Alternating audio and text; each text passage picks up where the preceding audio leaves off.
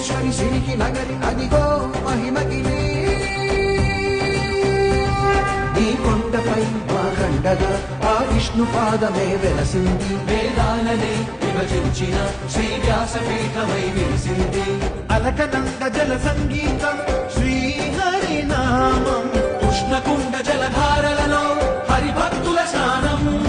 జ్ఞానం మోక్షం మొసగే వైకుంఠ